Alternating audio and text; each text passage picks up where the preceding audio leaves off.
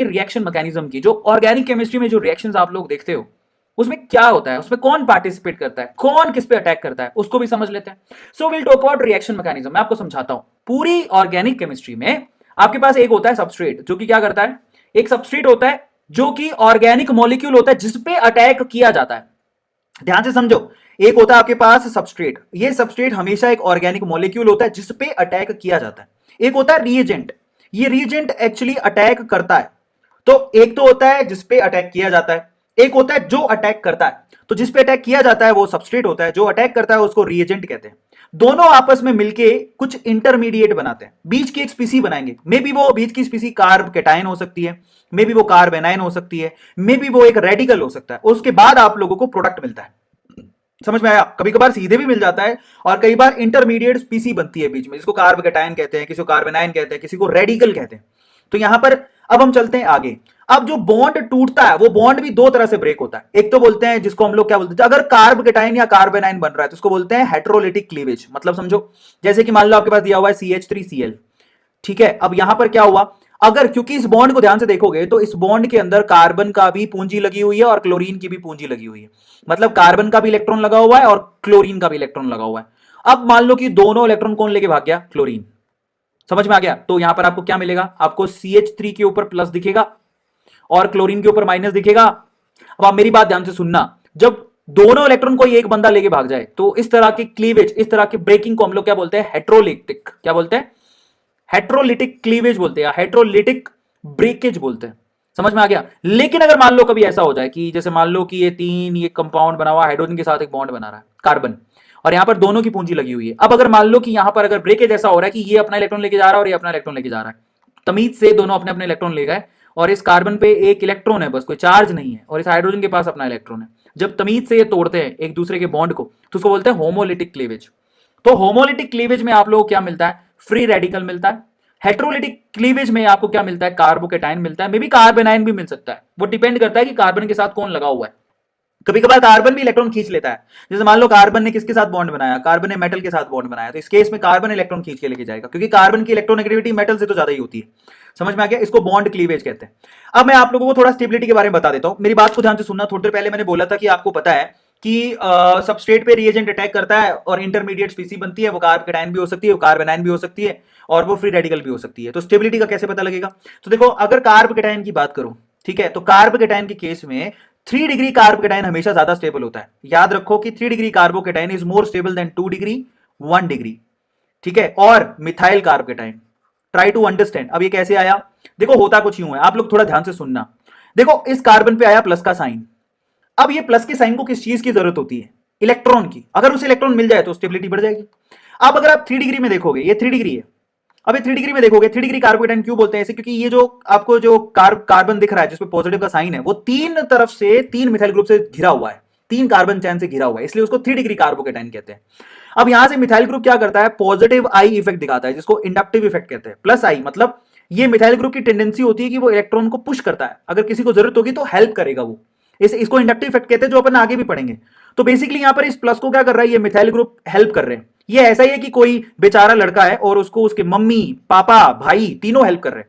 समझ में आ गया? इसको कमी है, इसको इलेक्ट्रॉन चाहिए, तो तीनों तरफ से उसको खून मिल रहा, उसको बोलते हैं कि बेसिकली ज्यादा स्टेबल है, क्योंकि तीनों तरफ से उसको हेल्प मिल रही है। कईयों को सिर्फ मम्मी और पापा से ही हेल्प मिलती है। समझ में आ गया? तो वो थोड़े कम स्टेबल होते हैं। कईयों को सिर्फ पापा से हेल्प मिलती है, मम्मी से नहीं मिलती, या मम्मी से हेल्प मिलती है, पापा से नहीं मिलती। समझ में आ गया? वो रीजन कुछ भी हो सकता है। तो वो 1 डिग्री है। समझ में आ गया? वो और भी कम स्टेबल है। और कईयों को तो कहीं से भी हेल्प नहीं मिलती। देखो, यहां पर तो 3 हाइड्रोजन है, कहीं से भी हेल्प नहीं मिल रही। तो बेसिकली ये सबसे कम स्टेबल है। तो कार्बोकेटाइन की बात करें तो 3 डिग्री ज्यादा स्टेबल होता है। इसका जस्ट अपोजिट आएगा कार्बन आयन में। अगर कार्बन पे नेगेटिव का साइन है, कार्ब एनायन बना रहा है, तो उस केस में जस्ट अपोजिट कर दो। अब आप देखो, इसके पास इलेक्ट्रॉन है, तो अगर इलेक्ट्रॉन है तो इसके इलेक्ट्रॉन की क्या जरूरत है? समझ में आ रहा है? अब देखो, इसके पास इलेक्ट्रॉन है तभी तो औलादे बिगड़ती हैं। अब इन दैट केस क्या हुआ, जरा देखो, एक एक लड़का है जिसके पास पैसों की कोई कमी नहीं है, लेकिन उसको हेल्प करने के लिए फिर भी पापा मम्मी भाई सब करोड़ रुपए कमाते हैं, तो वो लड़का बिगड़ेगा ना। समझ में आया? तो उसको उस वे से समझा जा सकता है, जिसके पास पैसे हैं उसको जिसके पास पैसे हैं उसको अमीर खानदान में पैदा कर दिया आपने, ऐसा लग रहा है, तो वो बिगड़ेगा। तो जब नेगेटिव की बात करें तो 3 डिग्री लीस्ट स्टेबल होता है। और यहां पर जिसके पास पैसे हैं उसको हेल्प की जरूरत नहीं है, तो यहां पर कोई हेल्प करने वाला है ही नहीं, इनफैक्ट उसके ऊपर जिम्मेदारियां हैं, तो वो मोस्ट स्टेबल होता है। समझ में आ गया? तो यहां पर 1 डिग्री ज्यादा स्टेबल होएगा, फिर 2 डिग्री, 1 डिग्री ज्यादा स्टेबल होएगा, फिर 2 डिग्री का नंबर आएगा और फिर 3 डिग्री का। एनायन के केस में जस्ट उल्टा होता है, जो आप सोच पा रहे हो उसका जस्ट उल्टा। अब रेडिकल के केस की बात करते हैं। रेडिकल का केस वैसा ही होता है, याद रखो, अगर फ्री रेडिकल मिलते हैं रेडिकल का केस सेम होता है जैसे कि कैटायन का केस होता है। अब ऐसा क्यों? ऐसा इसीलिए क्योंकि फ्री रेडिकल के पास एक इलेक्ट्रॉन है, अकेला है। गाना सुने हो तुम, अकेला हूं पेयरिंग करना चाहता हूं। तो इस इलेक्ट्रॉन को किसी एक इलेक्ट्रॉन की चाह है, समझ में आ गया? जैसे कि पॉजिटिव को इलेक्ट्रॉन की चाह थी, इस इलेक्ट्रॉन को भी किसी इलेक्ट्रॉन की चाह है कि आ जाओ भैया पेयरिंग करवा लो। तो यहां पर भी रेडिकल के केस में वही ऑर्डर फॉलो होता है जो कैटायन के केस में होता है। तो 3 डिग्री आपको टॉप पे दिखेगा, फिर 2 डिग्री, फिर 1 डिग्री। तो ये इनकी स्टेबिलिटी का ऑर्डर होता है। अब हम और आगे चलते हैं। अच्छा, इलेक्ट्रोफाइल कौन होता है और न्यूक्लियोफाइल कौन होता है, जरा आप उसको समझो। देखो, इलेक्ट्रोफाइल आप पहले समझो, इलेक्ट्रो एंड देन फाइल, शब्द को पकड़ो। पहले क्या लिखा हुआ है? इलेक्ट्रो, ठीक है, और फिर आगे लिखा हुआ है फाइल। इलेक्ट्रो का मतलब क्या होता है? इलेक्ट्रॉन, इलेक्ट्रॉन के ऊपर नेगेटिव का साइन होता है। फाइल का मतलब क्या होती है? चाह, यानी कि लव। तो ऐसी स्पीसी जिसको इलेक्ट्रॉन की चाह है, जिसको इलेक्ट्रॉन से प्यार है, जिसको इलेक्ट्रॉन चाहिए, समझ में आ गया? उसको क्या बोलते हैं? इलेक्ट्रोफाइल। समझो, यानी कि एक ऐसी स्पीसी जिसके ऊपर पॉजिटिव साइन हो। ये देखो, एक ऐसी स्पीसी जिस पे पॉजिटिव साइन हो, उसको इलेक्ट्रॉन की जरूरत होगी, तो उसको बोलते हैं इलेक्ट्रोफाइल। आया समझ में? जैसे कि मान लो कार्बोकेटाइन क्या होगा? एक तरह का इलेक्ट्रोफाइल ही होगा। Carbocation is a kind of electrophile. समझ में आ गया? अच्छा, तो न्यूक्लियोफाइल क्या होता है? न्यूक्लियोफाइल मतलब, न्यूक्लियो का मतलब क्या होता है? न्यूक्लियस, न्यूक्लियस जिसमें पॉजिटिव रहता है। फाइल का मतलब लव, जिसको पॉजिटिव से प्यार हो, जिसको पॉजिटिव चाहिए हो। मतलब उस पीसी के बाद खुद के पास क्या होएगा? नेगेटिव का साइन होएगा, तभी तो वो पॉजिटिव की चाह रखेगा। तो न्यूक्लियोफाइल कौन होता है? जैसे कि OH माइनस। कार्बेनाइन भी एक तरह से न्यूक्लियोफाइल की तरह काम कर सकता है, तो डोंट वरी अबाउट इट। तो न्यूक्लियोफाइल कौन होता है? जिसको न्यूक्लियस की जरूरत होती है, जिसको पॉजिटिव की जरूरत होती है। इलेक्ट्रोफाइल कौन होता है? जिसको नेगेटिव की जरूरत होती है। समझ में आया? और आपको सिर्फ पूरी केमिकल रिएक्शन में यही ढूंढना होता है कि कौन है इलेक्ट्रोफाइल, कौन है न्यूक्लियोफाइल। किसके पास पॉजिटिव है, किसके पास नेगेटिव है, वो एक दूसरे को अट्रैक्ट करेंगे और जुड़ जाएंगे। बस इसी को बोलते हैं ऑर्गेनिक केमिस्ट्री। अगर आप लोगों को पॉजिटिव और नेगेटिव पहचानना आता है, अगर आप लोगों को पॉजिटिव और नेगेटिव पहचानना आता है, तो मैं गारंटी दे सकता हूं कि आप लोग आसानी से किसी भी केमिकल रिएक्शन को परफॉर्म कर लोगे। किसी भी केमिकल रिएक्शन को परफॉर्म कर लोगे, कोई प्रॉब्लम नहीं है। समझ में आया? चलो, अब हम चलते हैं इलेक्ट्रॉनिक इफेक्ट की तरफ। इलेक्ट्रॉनिक इफेक्ट्स बहुत इंपॉर्टेंट टॉपिक है, चलो उसके ऊपर चलते हैं। देखो, इलेक्ट्रॉनिक इफेक्ट दो तरह के होते हैं, एक तो होता है परमानेंट इफेक्ट, एक होता है टेम्परेरी इफेक्ट। समझ में आया? इलेक्ट्रॉनिक इफेक्ट जिसमें क्या होता है, कार्बन या कार्बन की स्पीसी के ऊपर पोल्स जनरेट हो जाते हैं। ट्राई टू अंडरस्टैंड, हम लोग बात क्या कर रहे थे? Electrophile, nucleophile. जब प्लस और माइनस आपको मालूम पड़ जाएंगे तो आपको केमिकल रिएक्शन का मालूम पड़ जाएगा। बट ये प्लस और माइनस कैसे पैदा होंगे?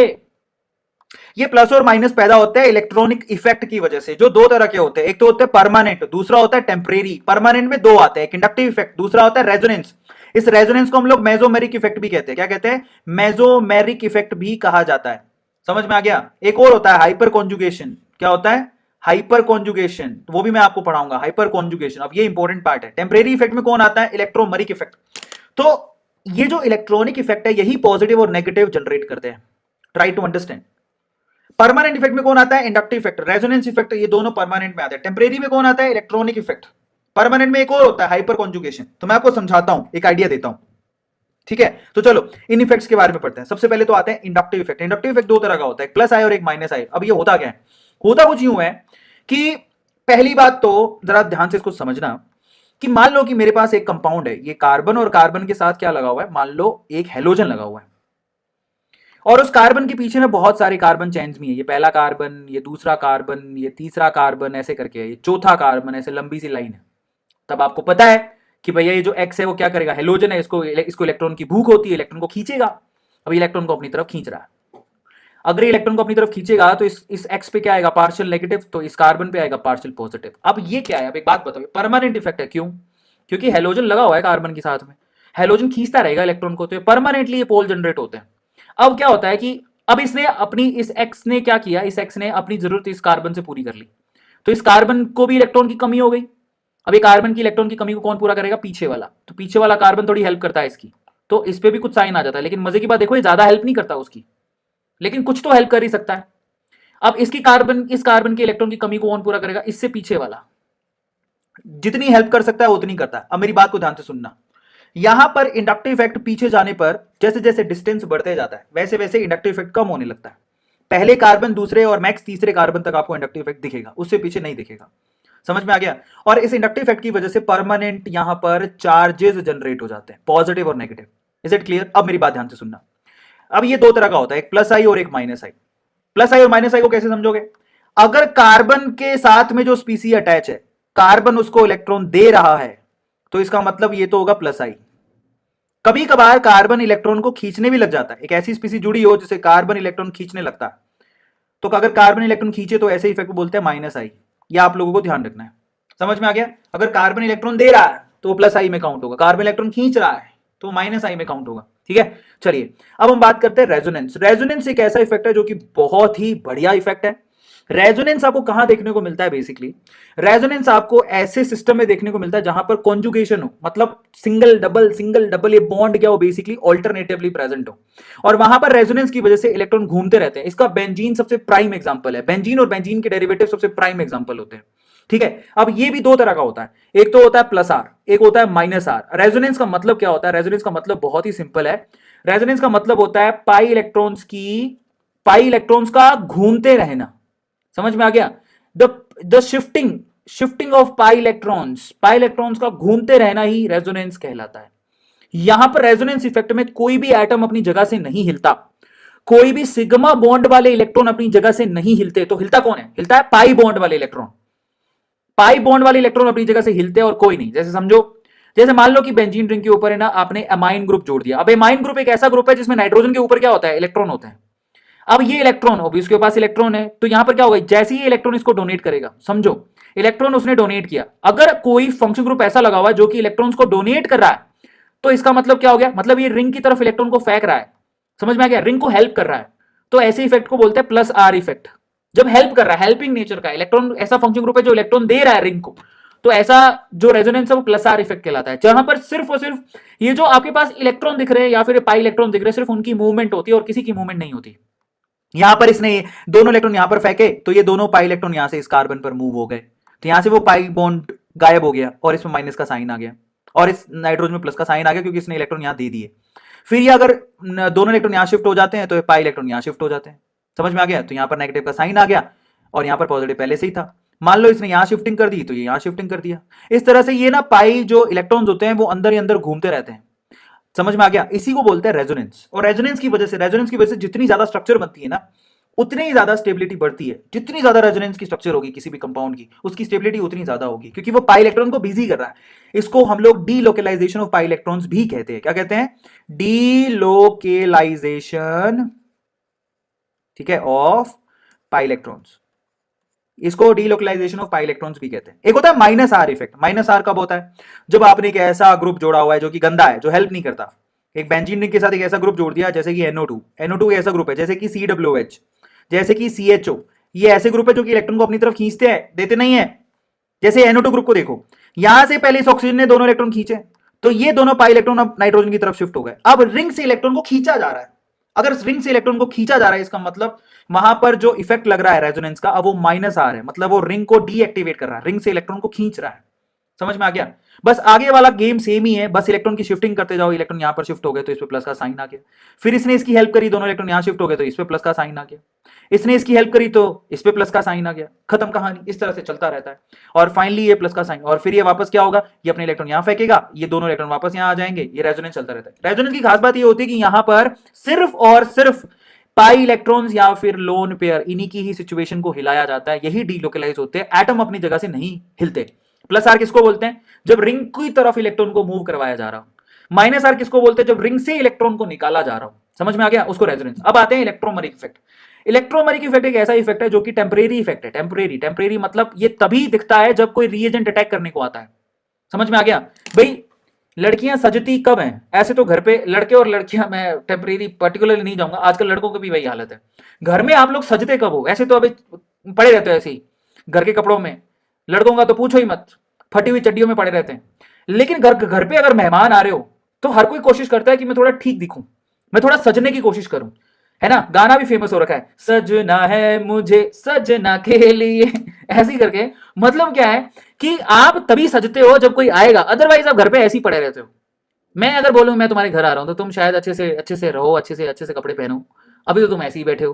और अभी तो तुम ऐसे ही बैठो, कई लोग गारंटी देता हूं कि इस जो भी लैपटॉप डेस्कटॉप या मोबाइल पे बैठा है वो घर के कपड़े पहन के बैठा होगा, कोई निक्कर पहन के बैठा होगा, पजामा पहन के बैठा होगा।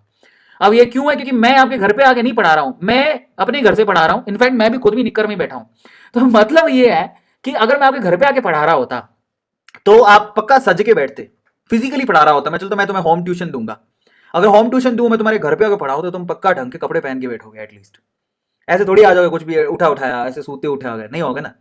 तो ऐसी सिचुएशन को क्या बोलते हैं? ऐसी सिचुएशन को टेम्परेरी सिचुएशन बोलते हैं। ऐसा ही इलेक्ट्रोमेरिक इफेक्ट में भी होता है। इलेक्ट्रोमेरिक में जब तक रीएजेंट नहीं आता तब वो पड़े रहते हैं, और रीएजेंट अटैक करने आएगा तब वो कुछ सजना सजना सवरना करेंगे, है ना। जैसे मैं एग्जांपल देता हूं, सपोज करो कि आपके पास, और इलेक्ट्रोमेरिक इफेक्ट आपको ज्यादातर कहां दिखाई देगा?